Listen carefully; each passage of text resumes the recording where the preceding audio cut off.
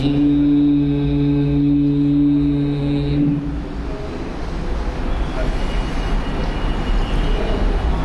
بسم الله الرحمن الرحيم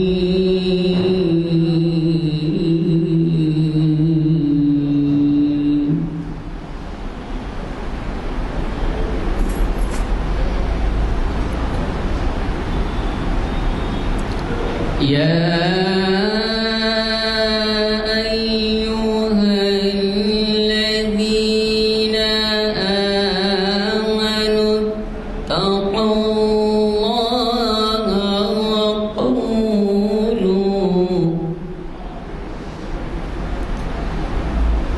وقولوا قولا سديدا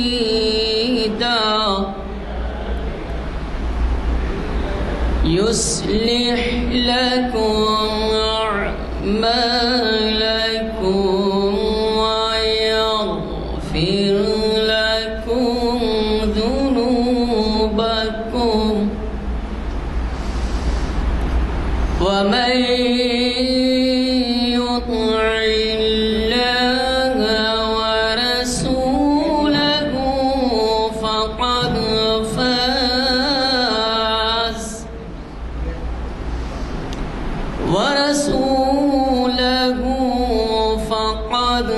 فاز فوزا عظيما إنا عرضنا الأمانة على السماوات والأرض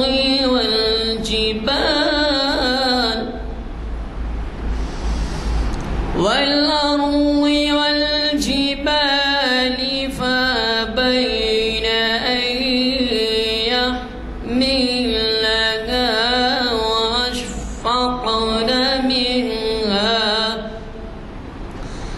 وأشفقن منها وحملها الإنسان إنه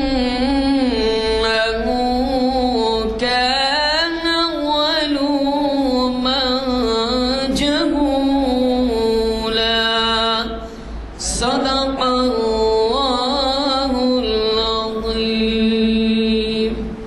أعوذ بالله من الشيطان الرجيم. أعوذ بالله من الشيطان الرجيم. بسم الله الرحمن الرحيم. محترم حضرات، تاریخ اسلام کے لیکچر کے اب 955واں لیکچر ہے. یہاں پر پیر چار شمار ہفتے کے محافل ہوا کرتے ہیں.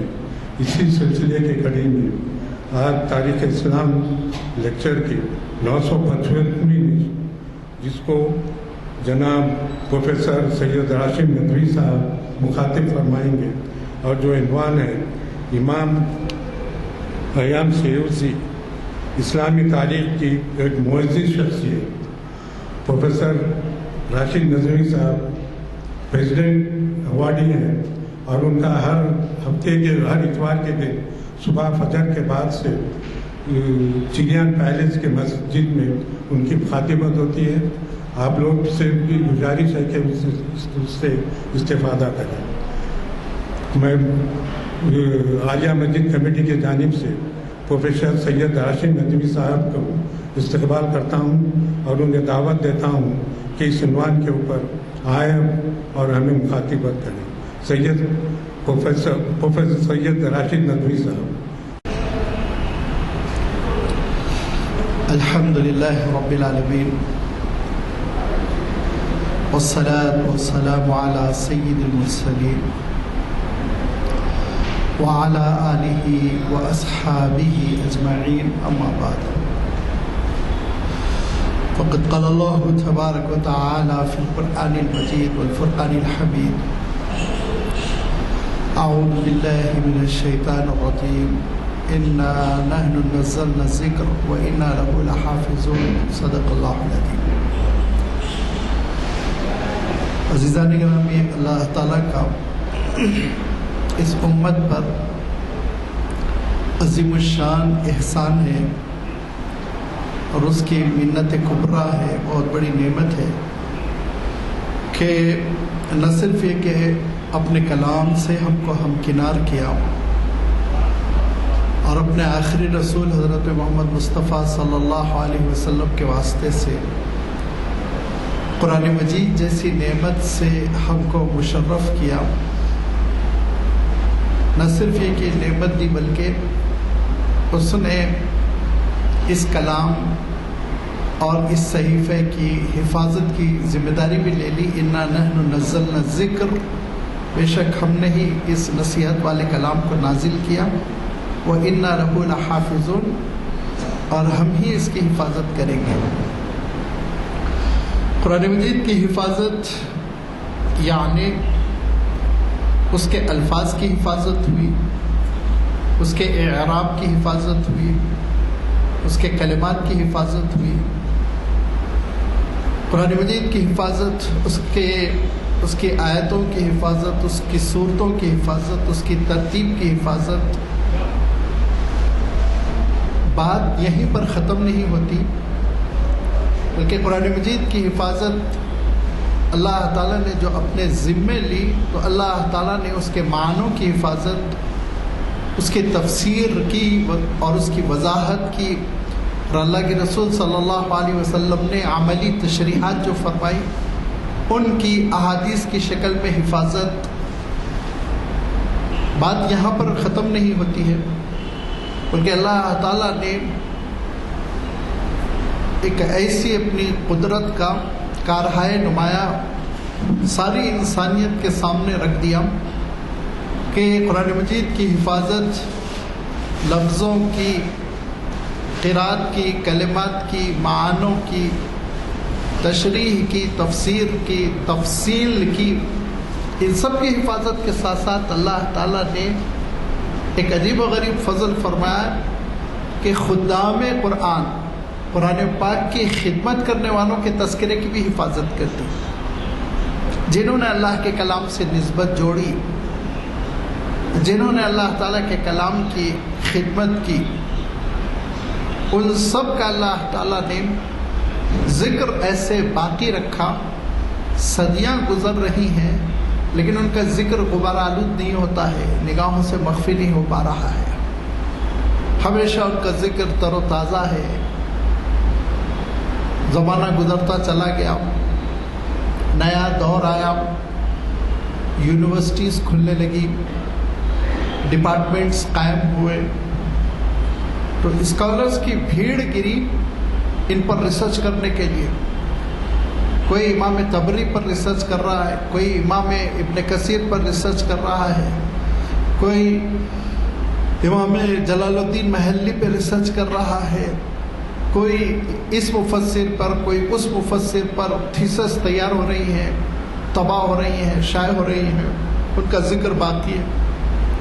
100 سال گزرنے کے بعد یونیورسٹیوں میں بھی تکرار، اعادہ، ریپیٹیشن شروع ہونے لگا اور گلوبلائزیشن کا دور شروع ہوا اور علم جو ہے وہ انگلیوں کی نوک پر پہنچ گیا۔ ویب سائٹس اور گوگل، انٹرنیٹ پر ساری چیزوں کو محفوظ کرنے کا جذبہ، لہذا اسکالرس کی ٹیم اس کام میں بھی لگ گئی۔ ان کے تذکرے آپ دیکھیں گے کہ ویب سائٹس پہ موجود ہے، انٹرنیٹ پر موجود ہے۔ آپ اپنی انگلی کو زحمت دیجئے، ان کی شخصیت نکھر کر کھل کر آپ کے سامنے آ جائے گی، اور ایک دو نہیں 20 کتابیں کھول کر آپ کے سامنے رکھ دی جائیں گی جو ان کے تذکروں پر مشتمل ہے۔ یہ قرآن مجید کا صدقہ ہے، یہ قرآن مجید کے طفیل ہے۔ اللہ تعالیٰ نے ایسی نسبت جوڑ دی اپنے کلام سے کہ ایسی برکت دے دی اس نسبت کو کہ یہ ذکر ختم ہوئے نہیں ہو پا رہا ہے اور انشاءاللہ باقی رہے گا۔ اسی فہرست میں نے چند لوگوں کا تذکرہ کیا تھا، اور میں جو تذکرہ کرتا ہوں تو صرف ذہنی طور پر ایک علمی استفادہ ہو جائے، ایک مجلس ہو جائے، गुफ्तगू हो जाए, तफसीरा हो जाए, नाकिदाना राय सामने आ जाए, बस किस्सा ख़त्म, हरगिज़ नहीं। मेरा एक मतमए नज़र होता है, मेरा एक मकसद होता है, और वो मकसद क्या है मैं आखिर में बताऊँगा। कि इसी सिलसिले में मैं इमाम इब्न जरीर तबरी रहमतुल्लाह अलैह का ज़िक्र कर चुका हूँ, और आपकी तफसीर कबीर, आपकी तफसीर जामिउल बयान, फ़खरुद्दीन राज़ी रहमतुल्लाह अलैह का ज़िक्र किया, तफसीर कबीर के मुसन्निफ़, और फिर इमाम इब्न कसीर रहमतुल्लाह अलैह का भी तज़किरा आया, तफसीर इब्न कसीर आपने बहुत सुना होगा। उसके बाद फिर रमज़ानुल मुबारक और रमज़ान की सरगर्मियों में ये 2 महीने का कुछ एक ताअत्तुल रहा, तवक्कुफ़ रहा। आज मैं ज़िक्र कर रहा हूँ इमाम जलालुद्दीन सुयूती रहमतुल्लाह अलैह का। इमाम जलालुद्दीन सुयूती रहमतुल्लाह अलैह 9वीं सदी हिजरी के ऐसे मुजद्दिद और इतने बड़े स्कॉलर, इतने बड़े आलिम हैं कि एक मजलिस उनके तज़किरे के लिए काफ़ी नहीं। ये दरअसल एक समंदर से मुट्ठी भर पानी लेना है, लेकिन अरबी में कहते हैं मा ला युद्रक कुल्लुहु ला युतरक कुल्लुहु, जो चीज़ पूरी नहीं मिल रही तो पूरी छोड़ना भी नहीं चाहिए, कुछ तो मिल जाए। दावत में पहुंचे आप, पूरा खाना नहीं मिल रहा है, एक आध डिश तो खा लीजिए, पेट तो भरेगा। ये शख्सियत ऐसी है इमाम सुयूती रहमतुल्लाह अलैह की कि इन पर एक पूरा सेमिनार होना चाहिए। क्यों होना चाहिए, उसका मकसद है, और वो मकसद ही पर मैं धीरे धीरे गुफ्तगू को लाऊंगा। इमाम सुयूती रहमतुल्लाह अलैह काहिरा में उस ज़माने में पैदा हुए जिस ज़माने में अगर आप इस ताबीर के इस्तेमाल को गुस्ताखी न करार दे तो मैं कहूँ आलम इस्लाम पिटा हुआ था। आलम इस्लाम की हालत ख़राब थी। तातरियों ने ईंट से ईंट बजा दी थी। बगदाद जो दारुल सल्तनत था वो बगदाद ख़त्म हो चुका था, दारुल खिलाफा ख़त्म हो चुका था, खिलाफत अब्बासी ख़त्म कर दी थी उन्होंने। अब छोटी छोटी ममलकतें थी मुसलमानों की जो अपनी हिफाजत कर रही थी। फिर कुछ ही दिनों बाद यही वो ज़माना है जिसमें सलाहुद्दीन अय्यूबी खड़े हुए और फिर उन्होंने बड़ी फतूहात की, वो एक दूसरा टॉपिक है। लेकिन ये एक ऐसा ज़माना था जो बहुत ही ज़वाल पजीर था। आलम इस्लाम पर बड़ी मुसीबतें आई हुई थी, कत्ल आम हो जाता था, लूट लिया जाता था, मारा पीटा जाता था, बदअमनी का दौरा था, अमन ख़त्म हो चुका था। उसी ज़माने में इमाम जलालुद्दीन सुयूती रहमतुल्लाह अलैह एक मुतवस्सित लेकिन दीनदार घराने में पैदा होते हैं। आपके वालिद माजिद कमालुद्दीन रहमतुल्लाह अलैह बड़े दीनदार थे, लेकिन बहुत मालो दौलत, जायदाद, हवेली ये सब के मालिक नहीं थे, मुतवस्सित दर्जे के एक बुजुर्ग थे। इमाम जलालुद्दीन सुयूती रहमतुल्लाह अलैह 845 हिजरी यानी 845 हिजरी को पैदा हुए। 9वीं सदी का वस्त समझ लीजिए, दरमियानी हिस्सा था। इमाम सुयूती रहमतुल्लाह अलैह पैदा हुए कि कुछ ही दिनों के बाद आपके वालिद चल बसे। ये भी अल्लाह ताला की अजीब व गरीब शान है, यतीमों से बहुत काम लेता है। जहाँ बाप के साए को छीन लेता है तो इमामत अता करता है। अल्लाह के रसूल सल्लल्लाहु अलैहि वसल्लम की हयात तय्यबा से आप देखते चले आए, अक्सर व बेशतर बड़े लोग जिन्होंने बहुत बड़ी खिदमत अंजाम दी हो, गैर मामूली, जिनको हम अरबी में अबकरी कहते हैं, जीनियस किस्म के, अक्सर व बेशतर यतीम ही रहे। इमाम सुयूती रहमतुल्लाह अलैह यतीम परवरिश पाए काहिरा में, और सबसे पहले हिफ्ज़ किया, और 8 साल की उम्र होने से पहले पहले वो कुरान पाक के हाफिज़ हो चुके थे। उसके बाद आपने असातिज़ा से इस्तिफ़ादा शुरू किया, पढ़ना शुरू किया। तो एक बड़ी खुसूसियत इमाम सुयूती रहमतुल्लाह अलैह को मिली, अल्लाह की जानिब से एक तौफीक मिली کہ جس استاد کے وہ وابستہ دامن ہو جاتے تو بڑی اچھی طرح ہوتے تھے.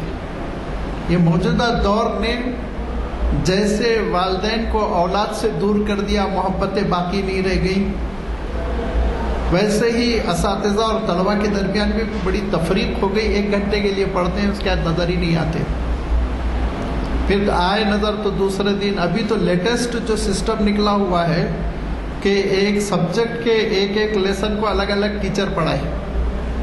تو لازمی بات ہے مناسبت نہیں پیدا ہوتی ہے، محبت نہیں پیدا ہوتی ہے. اسلام کا جو مزاج تھا کہ صحابہ نے اللہ کے رسول صلی اللہ علیہ وسلم کو تھام لیا تھا.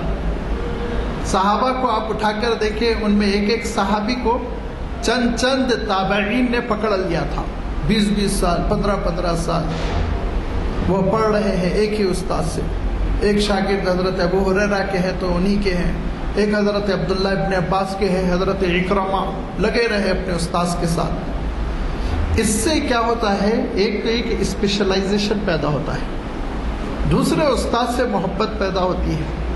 اور تیسرے یہ کہ استاذ کا تذکرہ پھر بعد میں شاگرد بڑے اچھے انداز میں مرتب کرتا ہے. بہت سی خصوصیات ہے. یہ اسلامی مزاج رہا، لیکن لازمی بات ہے حالات کے بدلتے اس پس منظر میں ہمارے مدارس میں بھی وہی 1 پیریڈ 60 منٹس کا نظام چلا ہوا ہے، یونیورسٹیز ٹائپ، کالجز ٹائپ. ٹھیک ہے، اچھا ہے، اس کی بھی کچھ خصوصیات ہیں. لیکن امام سیوطی رحمۃ اللہ علیہ کو جو موقع ملا وہ یہ کہ انہوں نے اپنے اساتذہ سے خوب استفادہ کیا. لہذا پہلے استاذ جو ان کے تھے شرف الدین المناوی، ان سے وہ پڑھتے رہے عربی زبان، ادب، قواعد، نحو، صرف، بلاغت، یہاں تک کہ 7-8 سال ان کی خدمت میں لگے رہے. اس کے بعد علوم شریعت کے لیے ایک دوسرے استاذ کفاجہی، شیخ جلال الدین کفاجہی، ان کی خدمت میں پہنچے تو 14 سال ان کی خدمت میں رہے. 14 سال ان کی خدمت میں رہے اور ان کے جتنے علوم تھے شہد کی مکھی کی طرح ان سارے علوم کو جذب کر لیا، اخذ کر لیا. تیسرے استاد عجیب و غریب اتفاق ہے، ان کا نام ہے شیخ جلال الدین محلی. وہ علوم قرآن کے بڑے ماہر تھے، ان کی خدمت میں رہنے لگے. اور شیخ جلال الدین محلی رحمۃ اللہ علیہ تفسیر لکھنے لگے، تفسیر. لیکن وہ 15 پاروں تک پہنچ پائے تھے کہ آپ کی وفات ہو گئی. جب اپنے استاذ کی وفات کو دیکھا تو شیخ جلال الدین سیوطی رحمۃ اللہ علیہ کھڑے ہو گئے اور وہ تفسیر کو انہوں نے مکمل کیا. اس تفسیر کو مکمل کر دیا اور وہ تفسیر دنیا کی مشہور تفاسیر میں سے ایک ہے، جلالین. تفسیر جلالین کا نام سبھی نے سنا ہوگا، مشہور ترین تفسیر ہے. کوئی دینی مدرسے کا فارغ اس وقت تک فارغ نہیں ہوتا جب تک جلالین نہ پڑھ لے. علماء سے آپ پوچھ لیجئے، سلیبس میں وہ صدیاں گزر جانے کے باوجود اپنی بعض محاسن، فنی محاسن کی وجہ سے مقبول عام تفسیر ہے. وہ تفسیر جلالین کیوں کہلاتی ہے؟ عربی میں تثنیہ کا صیغہ ہے، 2 جلال، جلال الدین محلی رحمۃ اللہ علیہ، جلال الدین سیوطی رحمۃ اللہ علیہ. 2 جلال الدین نے مل کر چونکہ وہ تفسیر لکھی، آدھی ان کی ہے آدھی ان کی ہے، اسی لیے اس کا نام ہی ہے تفسیر جلالین. بہت فنی تفسیر ہے، بہت مختصر تفسیر ہے، ایک ہی جلد میں چھپتی ہے. لیکن مسئلہ یہ ہے کہ وہ عربی میں ہے تو لازمی بات ہے عربی نہ ہی اس سے استفادہ کر سکتے ہیں، اور اتنی ٹیکنیکل ہے اور اتنی مختصر ہے کہ اس کا ترجمہ ممکن نہیں. ہاں تشریح آپ کر سکتے ہیں، شرح لکھ سکتے ہیں، لیکن ترجمے سے کام چلنے والا نہیں ہے. کبھی کبھی پوری آیت کی تشریح ایک ہی لفظ سے کرتے ہوئے، ایک لفظ سے مفہوم بیان کرتے ہوئے گزر جاتے ہیں. تو یہ تفسیر جلالین یہ دراصل نتیجہ ہے 2 اماموں کی قد و کاوش کا، ان کی کوششوں کا. ایک امام جلال الدین محلی رحمۃ اللہ علیہ، دوسرے ان کے شاگرد رشید امام جلال الدین سیوطی رحمۃ اللہ علیہ، جن کا میں تذکرہ کر رہا ہوں.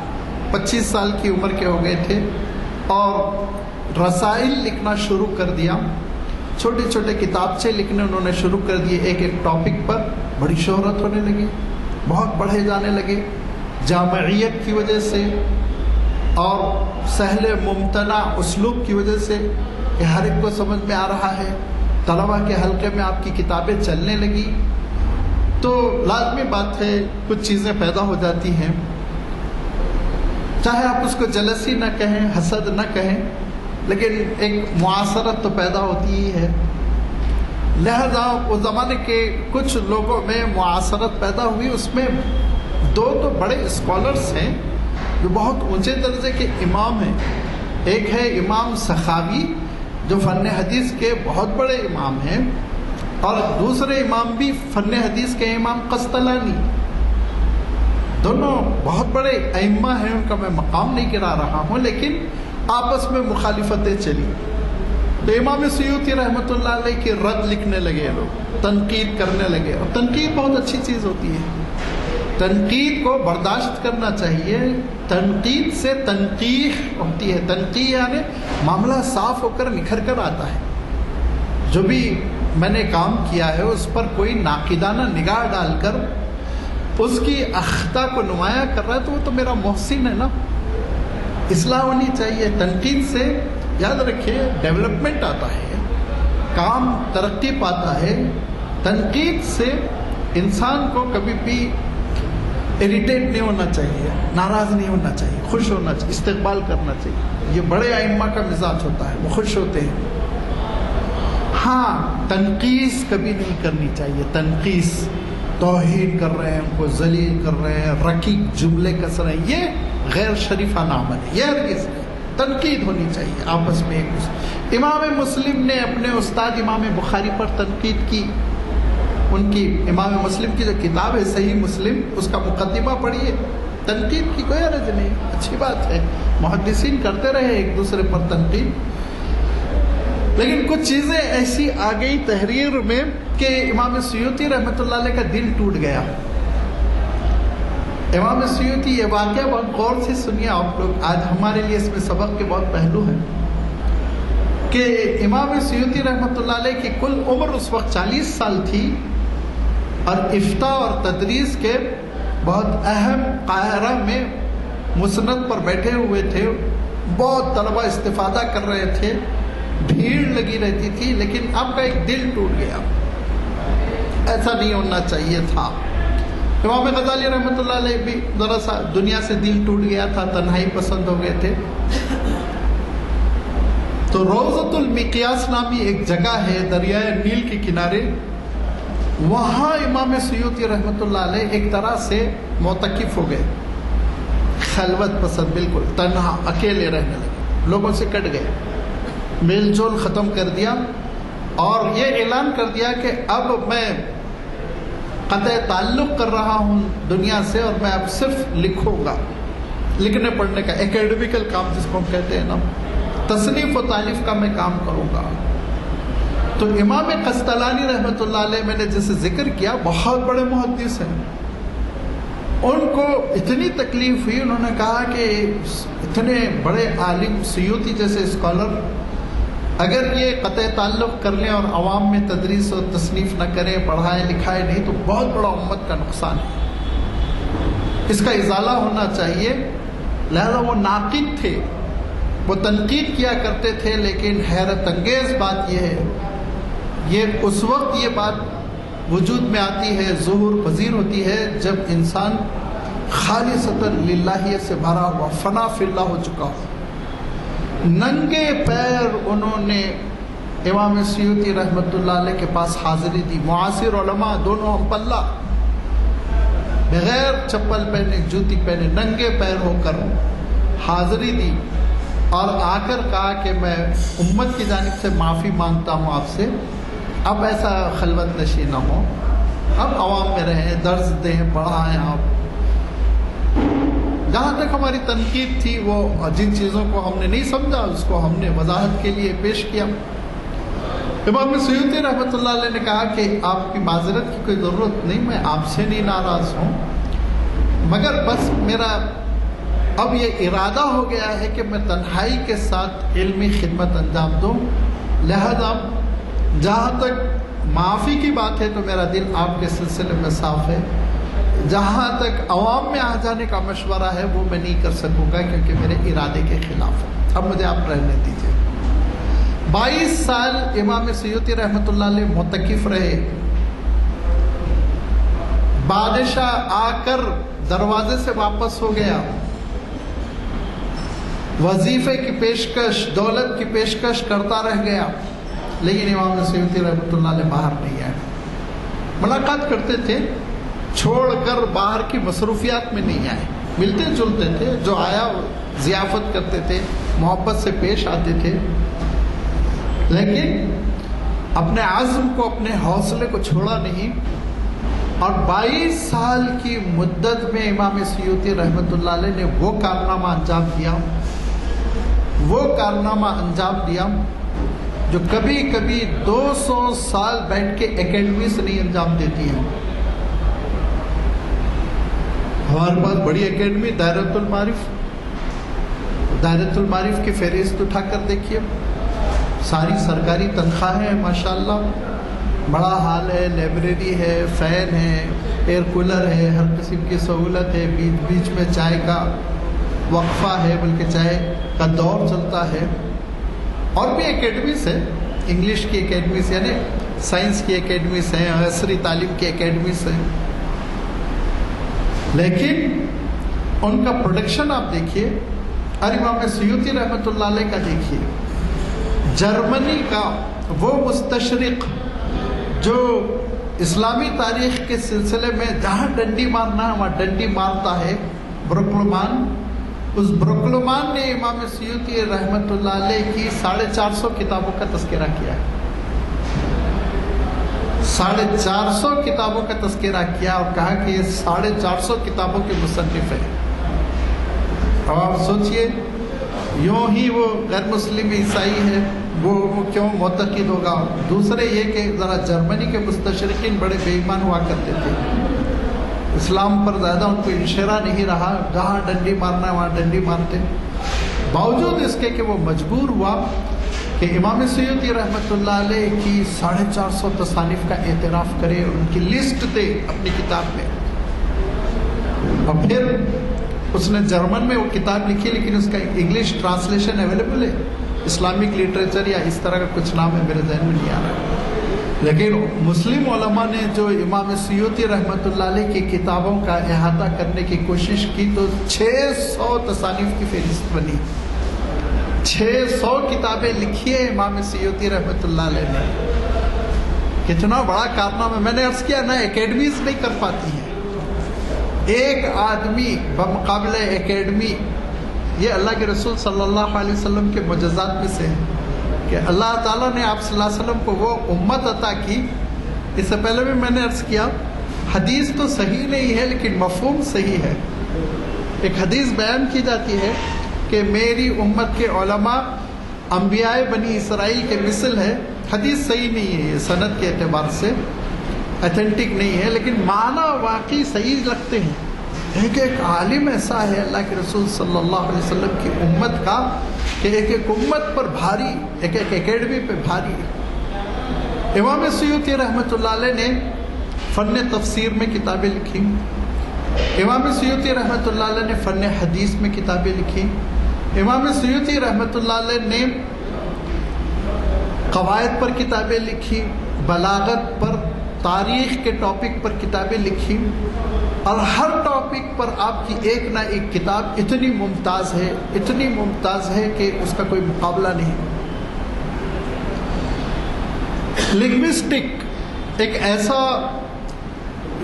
سبجیکٹ ہے، یوں سمجھ لیجئے، جو موجودہ دور میں یورپین یونیورسٹیز میں ڈیولپڈ ہوا سمجھا جاتا ہے، لسانیات جس کو ہم کہتے ہیں، لنگوسٹکس۔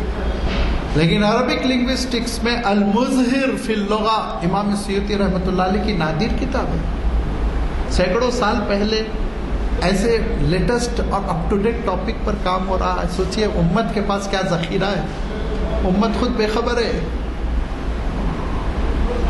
مجھے جو چیز آپ کی خدمت پہ رکھنی ہے وہ یہ کہ قرآن مجید کی خدمت کے سلسلے میں امام سیوطی رحمۃ اللہ علیہ نے جہاں جلالین میں حصہ لیا، 50% جلالین آپ ہی کی ہے، وہیں آپ نے ایک بہترین تفسیر لکھی الدر المنصور، کئی جلدوں میں۔ الدر المنصور تفسیر کی خصوصیت یہ ہے کہ یہ تفسیر مرتب کی گئی، یہ تفسیر تالیف کی گئی، لکھی گئی احادیث کی روشنی میں، حضور اکرم صلی اللہ علیہ وسلم کے اقوال کی روشنی میں اور صحابہ کے اقوال کی روشنی میں۔ الدر المنصور فی تفسیر المأثور، بہت اہم تفسیر ہے۔ اب آپ آگے دیکھیے،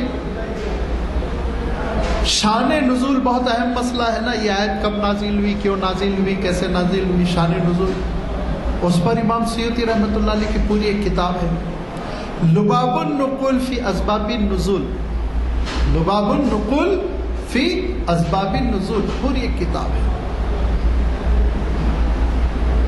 عشرہ قرات، 10 قراتیں ہیں قرآن مجید کی تلاوت کے، 10 انداز ہے، بہت ہی نازک فن ہے، اس میں امام سیوطی رحمۃ اللہ علیہ کی پوری ایک تصنیف ہے۔ مہمات الاقران فی مبہمات القرآن، قرآن مجید کی وہ چیزیں جو آسانی سے سمجھ میں نہیں آتی، ان کی تشریح پہ یہ کتاب ہے، مشکلات قرآن کی۔ لیکن میں اپنے مقصد پر آ کر گفتگو ختم کرنا چاہ رہا ہوں کہ امام سیوطی رحمۃ اللہ علیہ نے جو ایک اہم کتاب لکھی اور جس کتاب کا اردو ٹرانسلیشن بھی اویلیبل ہے، وہ ہے الاتقان فی علوم القرآن، الاتقان فی علوم القرآن۔ عجیب و غریب کتاب ہے، بڑی نادر کتاب ہے، بہت اہم کتاب ہے۔ اگر کسی شخص نے اس کتاب کو ازبر کر لیا، اچھی طرح سمجھ لیا، تو قرآن مجید کا اچھا اسکالر ہوگا، لیکچر دے سکے گا ہر جگہ جا کر۔ الاتقان فی علوم القرآن، عربی میں تو ذرا بہت چھوٹے چھوٹے فونٹ میں یہ شائع کی گئی، تو ایک ہی جلد میں شائع ہوئی، اردو میں ذرا ضخیم ہو گئی۔ اس میں آپ دیکھیں گے امام سیوطی رحمۃ اللہ علیہ نے گفتگو کی نزول قرآن، وحی، اقسام وحی، ترتیب قرآن، تدوین قرآن، ہم نے گفتگو کی اس میں مقید، مطلق، ناسخ، منسوخ، آپ نے گفتگو کی اس میں اصول تفسیر، آپ نے گفتگو کی محکم، متشابہ، کوئی قرآن مجید سے متعلق پہلو تشنا رہ گیا ہو یہ اسکالر نہیں کہہ سکتا، پڑھنے والا یہ نہیں کہہ سکتا۔ جامع ترین کتاب ہے، آپ حیرت کریں گے، میں حیران ہو جاتا ہوں کہ کیسے امام صاحب نے محنت کی ہوگی۔ یہ مکی آیت ہے، یہ مدنی آیت ہے، یہ بتایا، یہ شتائی آیت ہے، یہ صیفی آیت ہے، یہ گرمی میں نازل ہوئی ہے، سردی میں نازل ہوئی۔ اور آپ حیرت کریں گے جو میں بتانے جا رہا ہوں، یہ فرشی آیت ہے، یہ سماوی آیت ہے، آسمانوں میں معراج کے موقع پہ کیا ملا، فرش پر زمین پہ کون سی آیتیں نازل ہوئی۔ اور آپ حیرت کریں گے یہ دن کی آیات ہے، یہ رات کی آیات ہے، رات میں کون سی نازل ہوئی، دن میں کون سی نازل ہوئی۔ کیا شان ہے قرآن مجید کی بھی، اور کیا شان ہے قرآن مجید کی خدمت کرنے والوں کی۔ کون سا پہلو ہے جو انہوں نے تشنا چھوڑا۔ تشنگی ہے تو ہم لوگوں کی پہلو تہی، غفلت، اپنے اسلاف کے کارناموں سے ہم واقف نہیں۔ جنہوں نے لکھا کس محنت سے لکھا ہوگا، سوچیے آپ، اس زمانے میں نہ کمپیوٹر نہ لائبریریز۔ کچھ ہی دنوں پہلے دجلہ میں لائبریری بڑھا دی گئی تھی، کچھ ہی دنوں پہلے، 20-25 سال پہلے امام صاحب کی پیدائش سے تاتاریوں کے حملے کے بعد دجلہ میں ایک لائبریری بڑھا دی گئی تھی، جو بغداد کی بہت ہی اہم لائبریری تھی۔ اور اس زمانے میں پرنٹنگ پریس نہیں تھا نا، تو ہاتھ سے لکھی جاتی تھی، جس کو ہم کیا کہتے ہیں، مینuscript، مخطوطہ۔ تو دجلہ نہر جو ہے، دجلہ دریا، یہ ندی کالی بہ رہی تھی سیاہی سے، اس کا پانی کا رنگ کالا ہو گیا تھا، اتنی کتابیں ڈبو دی گئی تھی۔ لیکن اس امت کی ہمت کی بھی داد دیجئے، دوبارہ یہ امت کھڑی ہوئی، جتنا لٹریچر تم بہا نہیں پائے تھے اس کا ڈبل لٹریچر وجود میں آ گیا۔ یہ سب میں نے عرض کیا نا آپ صلی اللہ علیہ وسلم کے معجزات کی کیسی امت ملی آپ صلی اللہ علیہ وسلم کو. یہ بھی ایک ریسرچ کا ٹاپک ہے کہ آپ صلی اللہ علیہ وسلم کی امت کی خصوصیات. بہت سی کوتاہیوں کے باوجود اس امت کی بڑی عجیب و غریب خصوصیات ہے جو صلحاء نے، اہل اللہ نے، علماء نے خدمات انجام دی. اسی کو سمٹنے کے لیے مولانا علی میاں صاحب نے تاریخ دعوت و عزیمت لکھی 5 جلدوں میں. وہ ایک ابتدائی کارنامہ ہے، اس پہ اور ریسرچ ہونا چاہیے. تو میں عرض کر رہا تھا کہ وہ زمانہ لائبریریوں کا نہیں ہے، وہ زمانہ کمپیوٹر کا نہیں ہے، پرنٹنگ کا نہیں ہے کہ کتابیں چھپ رہی ہیں آپ خرید کے لا رہے ہیں اور لائبریری آپ نے اپنی پرسنل بنا لی ہو. اس کے باوجود ان علماء نے کیسے مطالعہ کیا ہوگا، نوٹس کیسے لیے ہوں گے، کیسے لکھا ہوگا، کیسے قلم بند کیا ہوگا، کتنی جفاکشی، کتنی جانشینی، کتنی محنت. یہ ساری چیزوں کے بعد یہ کتابیں وجود میں آئیں اور یہ کتابیں الحمدللہ موجود ہیں. اللہ نے ان کتابوں کو محفوظ رکھا. لہذا ہماری ڈیوٹی بنتی ہے. میں کسی بھی ناشر کا دلال نہیں ہوں، آپ مت سمجھیے میں بچولا ہوں، ان کی کتابیں بکنے کے لیے تشہیر کرتا ہوں. میں اسلاف کا نمائندہ ہوں. میں ہمارے بزرگوں کے ذکر کو برقرار رکھنا چاہتا ہوں. ہم عربی میں ایک اصطلاح استعمال کرتے ہیں احیاء التراث. احیاء التراث کے معنی ہوتے ہیں اسلاف کی جو میراث ہے اس کو زندہ رکھو. تفسیر میں جو لٹریچر، سیرت میں، حدیث میں، قرآنیات میں، علوم بلاغت میں، اس کو زندہ رکھو.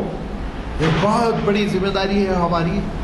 لہذا کیا ہماری ذمہ داری نہیں بنتی کہ ہم اردو میں وہی کتاب کا ایک ہی کتاب کا انتخاب کر رہا ہوں اور اسی پہ زور دے رہا ہوں میں، کیونکہ وہ بہت جامع بھی ہے اور اردو میں اویلیبل بھی ہے. الاتقان فی علوم القرآن امام سیوطی رحمۃ اللہ علیہ کی، جس میں قرآن مجید سے متعلق ساری معلومات آپ کو اکٹھی ملیں گی، ایک جگہ ملیں گی.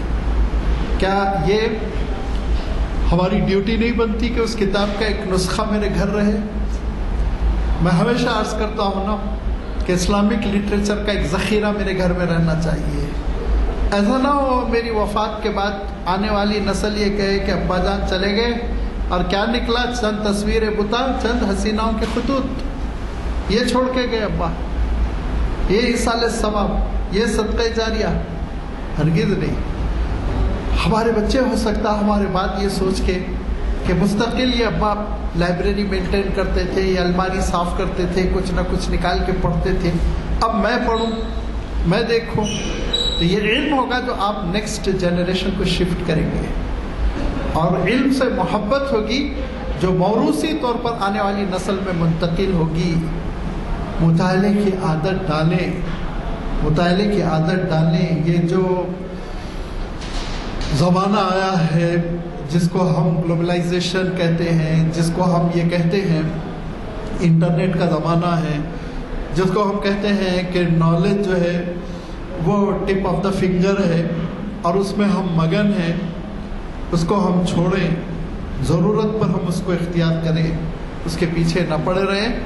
مطالعہ روزانہ کچھ نہ کچھ مطالعہ، علوم قرآن کا، علوم حدیث کا، سیرت کا، یہ ہم اپنی عادت بنائیں، اپنا معمول بنائیں. اور آپ دیکھیں گے کہ اس مطالعے کی عادت کی وجہ سے، اور آپ دیکھیں گے کہ یہ اسٹڈی کا جو نیچر بنے گا آپ کا، آپ کی خود ایک اہمیت ہوگی. آپ اپنے حلقہ احباب میں ایک اسکالر کی حیثیت سے جانے مانے جائیں گے.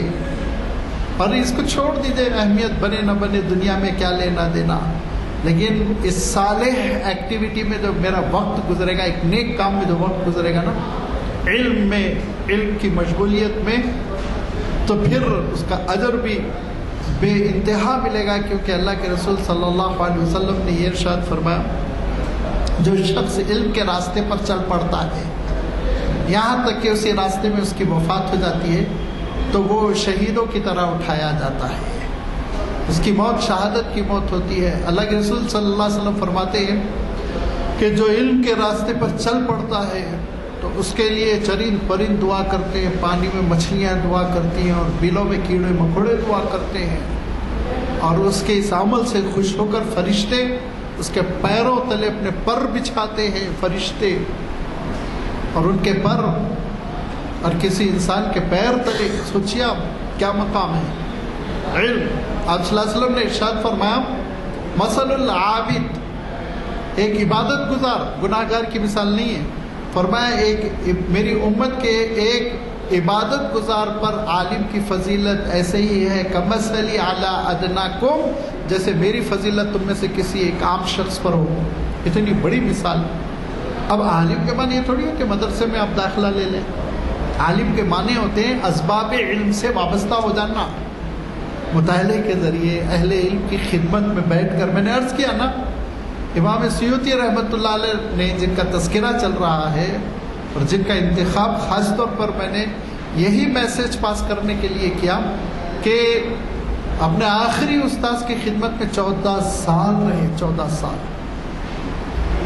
اور اس کے بعد جو امام جلال الدین محلی کی خدمت میں رہے وفات تک۔ جب وہ وفات پا گئے پھر امام سیوطی رحمۃ اللہ علیہ 25 سال کی عمر میں تدریس اور تصنیف کے لیے قاہرہ تشریف لائے اور پورے عالم اسلام کا سفر کیا، اور جہاں جہاں بڑے اسکالر تھے ان سے استفادہ کیا۔ حیرت انگیز بات یہ ہے کہ ان کے تذکرہ نگاروں نے بالاتفاق ان مقامات میں جہاں جہاں امام سیوطی رحمۃ اللہ علیہ گئے تھے ان میں ہندوستان بھی لکھا ہے، لیکن یہ کہاں آئے تھے، وہ کس سے ملنے آئے تھے، کیوں آئے تھے، وہ نہیں پتہ چل رہا ہے۔ یہ بھی ریسرچ ہے جو باقی ہے، ہو سکتا ہے آپ میں سے کوئی کر اس کو آئندہ کسی مجلس میں نمایاں کرے۔ لیکن سارے تذکرہ نگاروں نے انڈیا کا نام لکھا، الہند۔ بھائی حجاز تو صحیح ہے، مکہ مکرمہ، مدینہ منورہ، بغداد تو ٹھیک ہے ہند کا مرکز تھا، مصر کے تو وہ خود تھے، اس کے بعد ہند لکھا ہے، سب نے لکھا الہند۔ تو یہ ایک میرے لیے تو سوالیہ نشان ہے کہ انڈیا کب آئے تھے، کیوں آئے تھے، کس سے ملے، کیا لے کر یہاں سے گئے۔ انشاءاللہ اللہ تعالیٰ ہو سکتا ہے اس پردے خفا کو دور کر دے اور ہم تک معلومات پہنچے۔ تو میں عرض کر رہا تھا کہ امام سیوطی رحمۃ اللہ علیہ نے جیسے علوم کی خدمت کے لیے اپنی زندگی وقف کی، تو اللہ تعالیٰ نے آپ کو سنت کے مطابق عمر دی، اور 845 میں آپ پیدا ہوئے تھے ہجری اعتبار سے، اور 911 میں آپ کی وفات ہوئی ہجری کے اعتبار سے قاہرہ میں۔ اور جو روضۃ المقیاس کو آپ نے اپنا خلوت بنایا تھا، خلوت محل نہیں، چھوٹی سی جگہ تھی، وہ ایک کمرہ تھا، بس حجرہ تھا، تو اسی میں پھر آپ کا مقبرہ بنا، آپ مدفون ہوئے، اسی میں آپ کی تدفین کی گئی، اور اس کے اطراف لوگوں نے ہمارے محبت کے اپنی اپنی قبریں بنانی شروع کی۔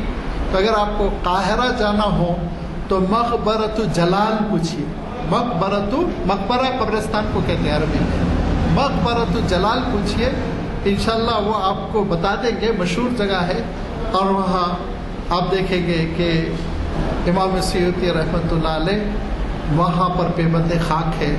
اللہ تعالیٰ ان کے درجات بلند فرمائے، کروٹ کروٹ جنت نصیب فرمائے، اور ہم سب کو ان کے علوم سے استفادے کی توفیق عنایت فرمائے۔ وآخر دعوانا ان الحمد للہ رب العالمین۔ اللهم لك الحمد كما ينبغي لجلال وجهك وعظيم سلطانك، والصلاة والسلام على حبيبك ورسولك محمد آله وأصحابه۔ ربنا آتنا في الدنيا حسنة وفي الآخرة حسنة وقنا عذاب النار۔ ربنا لا تزغ قلوبنا بعد إذ هديتنا وهب لنا من لدنك رحمة إنك أنت الوهاب۔ ربنا تقبل منا إنك أنت السميع العليم وأرنا مناسكنا وتب علينا إنك أنت التواب الرحيم برحمتك يا أرحم الراحمين۔ الحمد لله رب العالمين۔